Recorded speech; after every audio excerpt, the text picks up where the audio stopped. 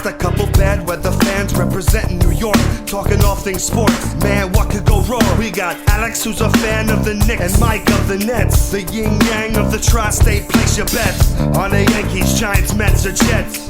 Yeah, you should listen if they're sparking your interest. If you made a vow to your team, don't break it. Bad weather fans is the relation.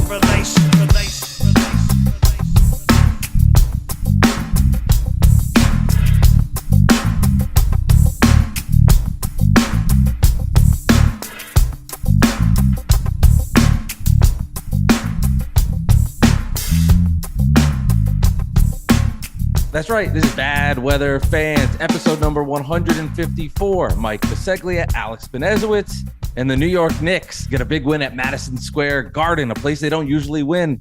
They defeat Donovan Mitchell and the Cleveland Cavaliers 105-103 in a very dramatic ending where the Knicks hold on and get the victory. They put an end to their four-game losing streak. Meanwhile, the Brooklyn Nets on a two-game winning streak, big win in Golden State. They have a match coming up Wednesday in Philly. Ben Simmons back again for the second time. Joel Embiid, questionable. We'll see what happens on that front. For people that have been following the show, of course, knowing last week Alex not here, and then this week Alex not here. If you haven't seen from his tweet, you know, Alex's mother passed away the other night, and from me, I know from Big Zoo, who's joining us, filling in for Alex, all the heart warmth and condolences to Alex, prayers to his family. I can't tell you, for me, doing this podcast with Alex, 154 episodes in, Alex and I met on Twitter a couple years ago when I had my car towed in Newark, New Jersey. Him and I got into a fight, and we built like a really special relationship. So I know my heart goes to him and to his family. And in Alex, fashion, when him and I were talking, I was like, we don't have to do the show. I don't want to do the show. He's like, no, you got to do the show. And he's, of course, he's, texting me, did you get the DraftKings read? So only Alex I know how much he loves and adores doing this podcast. So I know people have reached out to him, and I know he appreciates all of that. And he will be back doing this pod. I know he will be. So all the love out to Alex and his family during this really difficult time. But Big Zoo, appreciate you filling in and helping out and talking some Knicks. Hell yeah, bro. Anytime. And to Alex, man, all the love, brother. It's it ain't easy, man. But you know what, bro? You got a lot of people back here that send their love and support to you, brother. I'm one of them, but there's a lot of us out here. And I mean, it says a lot about the guy and his professionalism that he's hounding you for that DraftKings read, man. I mean, always got to get that. Always got to make sure you're getting that little paper at the end of the day, right, baby? He is. And if he was watching this video, he would laugh because my cat, Leon, in true fashion, is biting me. Loving bites as we say that. But yeah, we are proud Bad Weather fans. Little love nibbles, and now I think I'll save it. Hold on. I'll save it, Big Zoo. We do want to thank our sponsor, DraftKings, as we are honing down on the final four NFL teams left, 2 conference championship games, and only a few more shots to win big on the playoffs with DraftKings Sportsbook, an official sports betting partner of the NFL, counting down to Super Bowl 57. New customers can bet just $5 and get 200 in free bets instantly. Not a new customer? You can feel the conference championship thrills with stepped-up same-game parlays. Take your shot at even bigger NFL payouts and boost your winnings. With each leg, you add up to 100%. Of course, only 2 games left. NFC, I'll be rooting hard for the 49ers, just out of pure hatred for the Philadelphia Eagles, but that should be a fun game. We'll see if Purdy and the Niners can go into Philly. I personally think the Eagles are going to roll and get to the Super Bowl. And then on the other side, I love the Bengals here versus the Chiefs. I think it's been downplayed how injured Patrick Mahomes is. And Joe Burrow and the Bengals, no one gives them respect. They just keep on winning. Download the DraftKings Sportsbook app and use code BWF. New customers can bet $5 on the conference championship and get 200 in free bets instantly. Only at DraftKings Sportsbook with code BWF. Minimum age and eligibility restrictions apply. See show notes for details. 105-103. Knicks get the win. I should be Big Zoo at our Zoom and joining us, of course, WFAN personality, producer, I am Big Zoo. I should be rooting for the Knicks because the Nets are kind of jockeying in the standings with the Cavs, but Mhm. I couldn't help myself as I was rooting for Donovan Mitchell. But was a thrilling game. Knicks hold on, and I know you're smiling and happy that they get the win and put it into that four game losing streak. Oh, bro, and I mean, let's not bury the lead. This game, we almost came on here and we're talking about the fifth game of a losing streak, the same exact way that all these other games have been happening, where they build up a nice lead, they get to the fourth quarter, and everybody's shot. Mm, Nobody can hit anything. Everybody's dead tired running up and down the floor, fouling people on stupid plays. I mean, Julius Randle hitting Darius Garland with that and one towards the end there to make it what was that 2 point. 103 105. Yep. I'm sitting there, I'm going, you got to be kidding me, because I've seen this story way too many times over the last week and change and over the season as a whole. That's the problem with this team. That's the problem with Tibbs, bro. But we're happy tonight because we got the win. We don't have the losing streak continuing, and we got to see Isaiah Hartenstein do a little Mitchell Robinson impersonation tonight. I like to see that. Yeah, he finished with 9 rebounds. He had that big put back dunk. I think it put him up like 4-2 at that point, like 3 or 4 minutes left. But it was a big play off a missed bank shot where he came in flying in. And yeah, for the Knicks, they're going to need that missing Mitchell Robinson and what he gives them defensively on the glass. And you've seen during this losing streak, the Knicks really miss his presence in this game. And it was a lot of ISO ball at the end. It was I'm screaming at the TV when, at least at the very end, Jared Allen's got to come out on Julius Randle and force him to put it down and go to the coop. Every time Randle went to the basket, he either lost it or complained that he didn't get fouled. When he stayed out on the perimeter, he was pretty much automatic on the three. Oh, And beautiful. it's scary there. That last play, RJ Barrett, Jared Allen with a bonehead move trying to inbound the ball, but chucks it. Basically a perfect pass to RJ Barrett, who couldn't have had a better look with the clock expiring. It took a few minutes for them to decide if it was officially an air ball. It was. And the Knicks hold on there. I want to say that last play, Donovan Mitchell driving to the hoop, I like the no call. I think that's the right call. There was a little bit of contact. I did see that with Hardenstein. There was a little bit of body to body, but not enough, in my opinion, when they weren't really calling fouls down the stretch anyway, where you have to let that go. And I thought the officials made the right call in saying, yeah, there was a little more contact, but nothing to warrant last play of the game. I think you have to let it go. Yeah, I mean, I think the officiating tonight did a good job, especially in that fourth quarter, of allowing the guys to kind of play a little bit, get away with some things, be a little physical. And this game, oh, what's good, Kit? Uh, this game deserved that, because these two Yeah, I agree. teams, I mean, listen, Mitch ain't here, so it's a little different for the Knicks right now. But these are two good defensive teams who are going to get into you if they're allowed to get into you. And to see these guys on the perimeter getting into each other, that was really fun.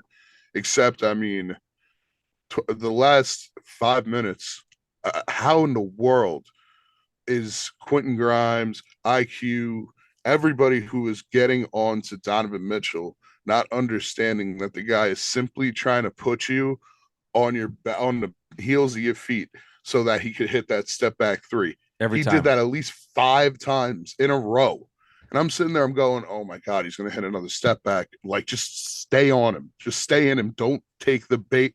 Every time these guys are taking the bait, I'm just happy he missed a lot of those tonight. It wasn't his night, which was a very good thing for the Knicks overall in this game, even though he did get hot in the second half. He did, and he had a nice stretch, like bridging like between 8 and 4 minutes in the fourth quarter, where he finally started to hit some shots. But you saw at the end of the game when they finally put some pressure on making him make a pass. I believe it was Mitchell to Garland and then out to Okora, who had a wide open corner three, but was unable to hit it. And that was a big play as well, as the Knicks made somebody else try to beat them. They did not. I thought the Cavs in this game, so much isolation and so much one-on-one. And if I'm a Cavs fan, I'd be worried just watching a little bit of that, how you really didn't have Garland and Mitchell, in my opinion, playing off each other to create shots for one another. It was almost like you take turn, I'll take a turn. And I know the Nets have had their issues, but I've at least seen from my end, like when KD's out there, and he did make a statement today that we're going to be reevaluated in 2 more weeks. So it sounds like he's going to come back in probably about 3 weeks, I think, as everybody sort of expected. That's the time frame. But at least I see the Nets, like, they have a little bit more of that going, which gives me hope. And I see this Nets team, we'll talk a little Nets here for a second, go into Philly. It was impressive that they got that win in Golden State, getting that victory on the road after trailing by 12. And I want to make this statement about Kyrie Irving and all the Nets haters. It's warranted a lot to shit on the Nets. There are times to shit on the Nets. Where I have problems is when they win, they all disappear. And it's only when they lose that people come out and say, Kyrie Irving can't lead the Nets. He has phenomenal back-to-back games where you win in 2 very difficult places in Utah and Golden State, and nobody cares. I get it. It's after a football Friday or football weekend where there's extremely big games with, of course, AFC and NFC, but it does seem convenient when he plays well and the Nets play well. It's, yeah, this is what they're supposed to do. They're going to lose to the Bucks or Celtics in the second round. But then when they don't play well, it's like, let's find all of the ammo we can to shit on the Nets. And that kind of bothers me, Big Zoo. Hey, bro, listen, man. I know exactly how you feel. I feel it with every I feel like all of my teams. I feel that. And I think it's just kind of the world we live in today, unfortunately. It's true. We have so many haters out here who just want to hate, and they get it for the most part. They'll be quiet if they don't have anything they could really get on.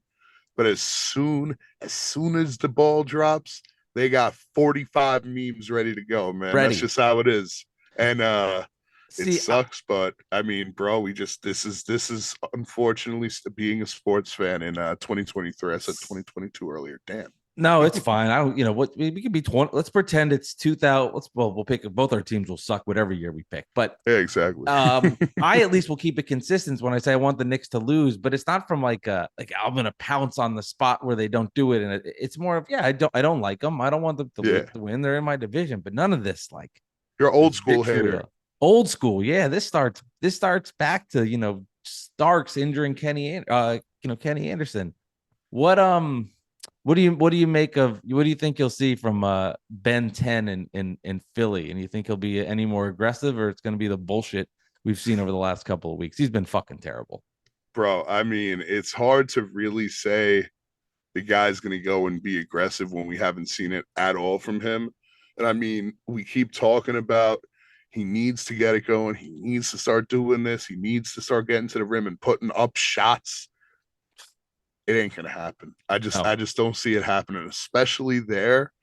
I don't think this is the game for that to start, man. I don't know with Ben. I thought when you guys traded and got him in the move, I fully believed that was the right piece to take this team to the level they needed to go. And so far, that hasn't been true. I think when KD comes back, we could see the team really go at a different level, and maybe Ben is able to blend in at that point. But right now, man, he's still that awkward, tentative, right? Doesn't want to have the spotlight on him guy. And that's really unfortunate to see from him, because when he came out of college, I had a lot different expectations for him. I mean, I know he was from LSU and they were losers back then, and they still kind of are. But he really hasn't lived up to anything. And to be as tentative as he is, that's shocking, man. Yeah, that's the part that's been really disappointing in so many ways, because he's done a good job in transition, getting it out to people to shoot, but that tentativeness is just so big and so drastic. And he'll start games always coming out with a little edge, a little energy, but it fizzles right away. And I said this when Kevin Durant went out. I said, we're going to see if Ben Simmons rises to the occasion and is more aggressive. And he's done the exact opposite. The thing with Ben, when KD was in, he was kind of hiding under the radar because the Nets weren't losing. They were 18-2. Durant and Irving as a team were playing as best as you can as teammates. So when he had these kind of below average games, not like bad, but below average games, he could get away with it. Now with KD out, Ben Simmons can't do that. The one guy that has exceeded and has flourished really well since Durant went out and is putting together a fantastic season is Nicholas Claxton. And he continues to just gain more and more traction and playing well. And he's fun too. in the post game after the win. He talked about Royce O'Neal's big shot against the Warriors. He said he had big balls. I enjoy Nick Claxton. His defense has been fantastic. And for the Nets, he at least isn't scared to go to the free throw line. And I think for Net fan, Nick Claxton has been everything that they hoped they were having. Different player, but at least with that, like that growth that they're not getting with Ben Simmons, they're getting with Nick Claxton. I mean, yeah, man, we could go on and on about Ben's lack of at everything, but Nick Claxton is the perfect center for what you guys have going on right now. And I love watching him play because as long he's similar to Mitch in the way that, you know, he's going to hit everything. He's not going to take a lot of shots, but he's going to hit everything that he pretty much takes. You know, he shoots about 70%, right? Somewhere, yeah, all dunks. And he's added to the offense. He's getting a little bit better. He's adding a move or two. But that defense is where he thrives, baby. Oh, yeah. And like Mitch, he's a guy where health is sometimes a concern, but when he's healthy, he makes your team that much better because you're going to go from giving up, say, you know, you're gonna drop your rebounds that you're giving up a game 5 at least, which is going to lead to a drop in the opponent's points and potentially a heighten in yours as well. And when you lose that type of guy, it hurts. That's where the Knicks are right now. Yeah. But when you have him like the Nets do, that's how you can make up for, you know, losing a guy like Kevin Durant. And as long as you have shooters like you guys do, you can make it happen. Just get Ben Simmons off the court. I've done Bad Weather Fans. Alex and I have done this show, episode 154 this week. We've seen in that course of 154 episodes, the Nets and Knicks have played each other 7 times. The Nets are 7-0 versus the Knicks. Does that come to an end Saturday at Barclays Center? Do you think the Knicks, there'll be no Kevin Durant? Do you think the Knicks finally beat the Nets in Brooklyn? Yes. Simple. Yes. I think so too. It has to. It has to. One is just attrition. You know, at some point it's going to happen. But I think it also comes down to just where these two teams are. And the Knicks are streaky as hell. They are. And getting this win tonight, I mean, listen, they're going to Boston. That could be a disaster. That could also be a win because they love playing on the road, hate playing at the Garden. And with that being said, they're on the road in Brooklyn. Durant-less Nets. Kyrie will probably drop 50. But as long as you could limit everybody else, I think that's how you pull out a win there. And you got to have both Brunson and Julius Randle showing up to that game. And Grimes has to hit threes. As long as that happens, I think the Knicks take care of business. And I do think that happens because I can't take another loss to you guys, man. I almost cursed there. You can say shit, fuck, whatever you like. It's up to you. I can't take another fucking loss to you guys. I'm gonna have to kick my ass. Why'd you curse? So the Nets over the last 16 games versus the Celtics and the Knicks are 7-9. So I say that because they're 7-0 versus the Knicks. They fucking suck versus the Celtics. 0-9. They've been miserable. Meanwhile, like Boston can't beat the Orlando Magic. I know Boston was resting some guys. Orlando does have some nice young talent. But just kind of wild to your point, like you just don't know day to day in the NBA where anything can happen. I ask this to Alex each and every week, so I'm curious to get your opinion on it. I say from 0 to 10, where is your fear in the Nets winning a title meter? 0 being like KD, Kyrie Irving are out for the season, so it's an automatic 0. Yeah. 10 being like whatever your definition of 10 is, like a lock. Right? Yeah, a lock. Maybe that's game 4 of the NBA Finals. It's the fourth quarter. They're up 42 on the Nuggets. Where are you on the 0 to 10? Nets are going to win a championship meter. I got to say I'm probably at when Durant gets healthy, everybody's healthy. Let's just say in hypotheticals, all that happens just because I'm looking forward. I'm going to say a 5. Okay. So you're lower than Alex, but then again, you're 5 and he's at a 6 right now. Yeah. So you right now you would say they're a tier below Celtics, Sixers ish. Just not, No, I'd say they're all in the same bunched up group. just tough to I do. just somebody has to come out of there, and until it starts to Yeah, play out, that's when I would jump that up. I get you. So I don't think that my fear can change until we actually get to the playoffs, Gotcha. because like I just don't have confidence in anybody at the top of the East right now, and I could see any of them coming out until it happens. Oof, that would oof. Let me tell you something. You guys take game one of the conference finals off of Boston, that thing is shooting on up to like a 9. Mm.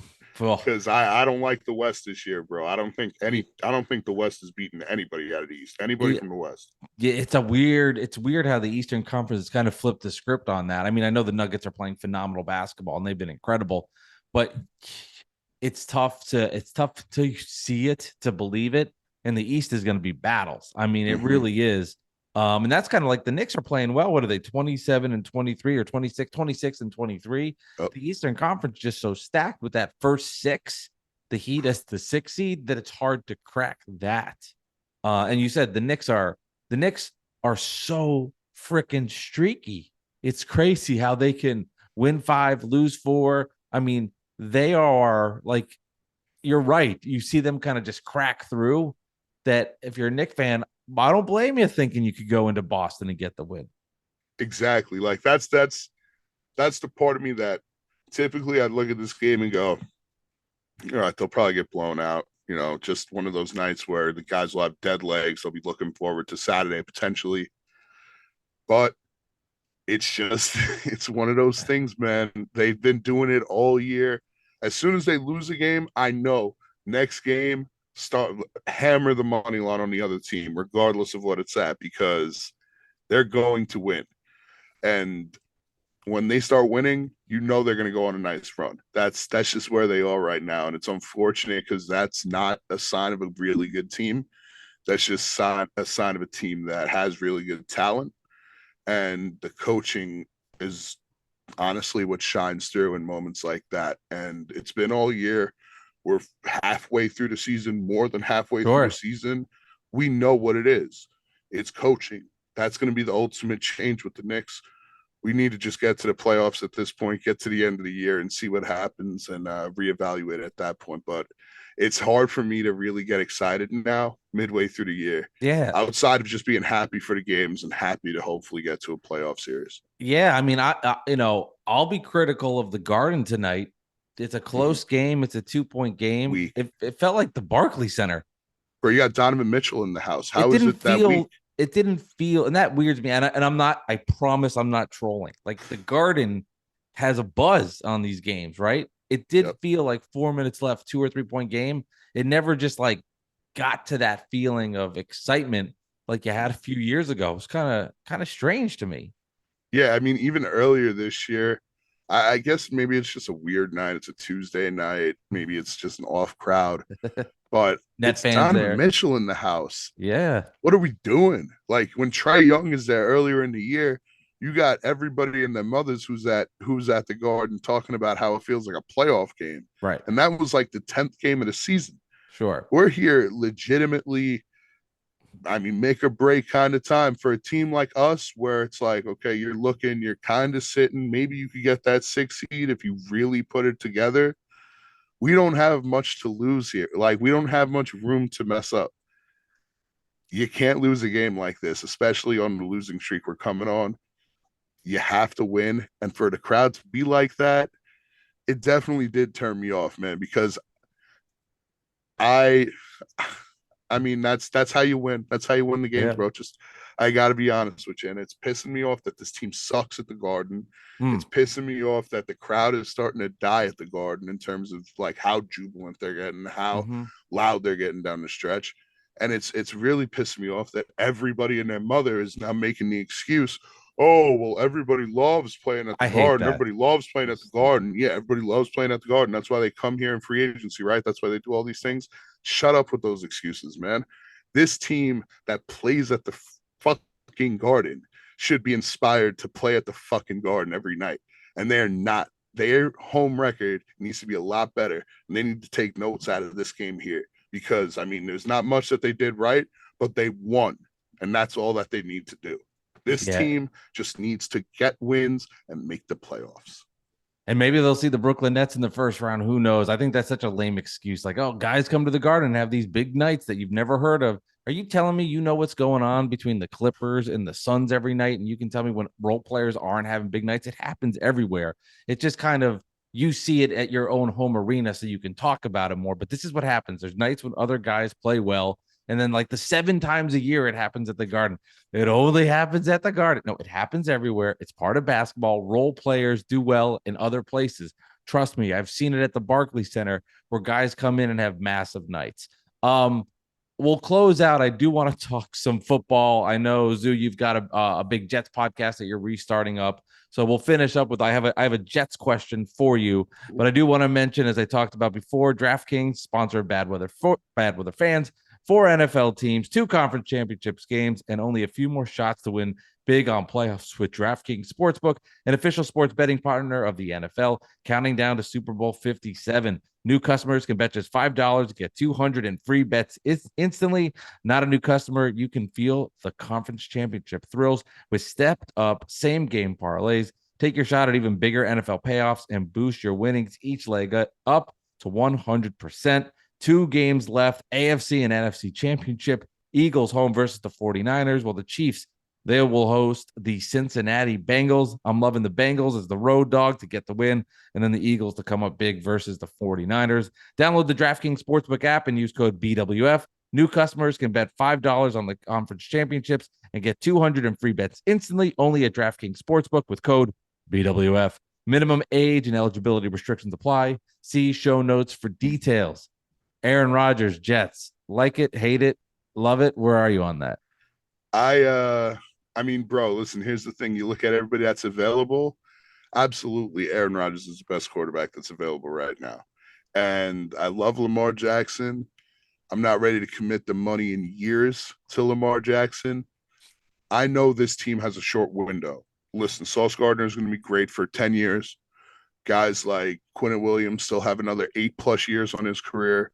You got a young offensive line. Hopefully you keep drafting there. That's why I'm saying they're young. ABT's young. Garrett Wilson's young. But this team has a very short window to win right now. And you get Aaron Rodgers, you can take that 2 years, those 3 years, and you can truly maximize them because you know you're going to have a guy who is at minimum going to be a top 10 quarterback in the league. And that's all this team needs right now. And I mean, actually, I take that back. You need an offensive coordinator too. But if you get Aaron Rodgers, he can have the job if he wants it. I personally, just from I'm a big Giants fan, but I'm not like against the Jets, and I like the fun of the Jets. I think it'd be fantastic just to have him here. I think it would just be so interesting. It'd be gold. I know you, of course, you work at WFAN in New York, and the sports talk aspect of that would just be out of control fun because there would be some form of like interaction where it would connect at some point with somebody at the radio station. I don't know which show, but it would happen. I would love it. I'd love to see how he plays. And I think somebody coming to the Jets like an Aaron Rodgers, seeing that there are players around him that he could succeed with, I think that guy would be juiced up and would come in motivated like you haven't seen before. And maybe I'm optimistic, but I think it works out. I think whatever works out means, I think you come in, and I think the quarterback play for the Jets was so putrid that you don't even understand the leap that would be. Like everybody's like, oh, Aaron Rodgers had a bad year. His bad year is still so much better than anything that they saw this year, that bad year would feel, I don't even know what the emotions of a Jet fan would explain that to be like. If he had that bad year on this team this year, the Jets team this year, they would have made the playoffs, and they might be going on a run right now. Right. That's the way you can look at it, because these receivers over here are a hell of a lot better than the ones that he's working with in Green Bay. And this defense is a hell of a lot better than the one in Green Bay as well. So from that perspective, we could talk about things aren't going to, there's not too much to do, right, in terms of upgrading the QB. It's more of the offensive coordinator, or, hey, just get Jimmy Garoppolo, a guy that can just manage the game. Right. No, Get the best man for the fucking job. And that's Aaron Rodgers. Lamar Jackson's great too. And I'm not saying that he would be a bad consolation prize, but Aaron Rodgers is the man if you want to win a championship before 2025. And if you get him, I'll say right now, man, they're going to win a championship before 2025. They get him. On the record here, I'm bad weather fans. I know Alex has been on the record saying, I don't want Aaron Rodgers to be a fucking disaster. Something bad would happen. Now there is that potential too, but I think you mentioned I'm at the fan. I think that'd be fun though, so I would have some fun with that, even though I would be crying inside eternally. Yeah, it would be massive amounts of joy. Especially Rodgers goes on the Pat McAfee show and he says something. It would be pure entertainment. And Zoo, for people that want to check out all of your Jets opinions, where can they find your or what's the name of your podcast? Time to Jets. It's everywhere you can find the podcast. You can follow me on Twitter at ZooBeard77. I like to throw everything out there from all my sports teams, which is misery, to some of the joy I get from watching some movies and TV shows as well, and watching listening to your beautiful food reviews, man. Which I am so excited to hear this bloomin' onion that you just tried. I'm not going to ask you how it was, because I'm going to listen to know that. Man, I'm loving that podcast, getting it going again, man. I love it. I appreciate that. Yeah, my wife and I do food reviews of fast food chain restaurants. It's Mike Delivers, and we just tried the bloomin' onion. Little tease on it. I had to stop the podcast halfway through for diarrhea. That's a true story. But the beauty of editing, nobody will know that. But so that's a little man, but that's the business, right? That's the business. Yeah, you gotta do what you gotta do for the podcast. But I do appreciate that. This has been Bad Weather Fans, episode 154. Thank you, Big Zoo, for filling in and doing an awesome job. Always, thoughts brother. and prayers, of course, to Alex. Love you, brother. Can't wait to shoot the shit and talk little Nets and Knicks with you. We always have a fun time doing that. Knicks get the win over the Cleveland Cavaliers, 105-103. Meanwhile, the Brooklyn Nets on a 2-game winning streak. Kyrie Irving, a monster in Utah, in Golden State. The Nets now go to Philly to play the Sixers. Ben Simmons makes his second appearance. We'll see if Embiid is playing. He was questionable. My thoughts, I hope he doesn't. Right? I don't care. I want to win games. I don't want to see a rivalry. I want to win basketball games. We'll see what happens on that front. Thank you again to our sponsor, DraftKings. Use code BADWeatherFans as you get set for all the AFC and NFC championship action this weekend. This has been episode 154. We'll see y'all later. Good night.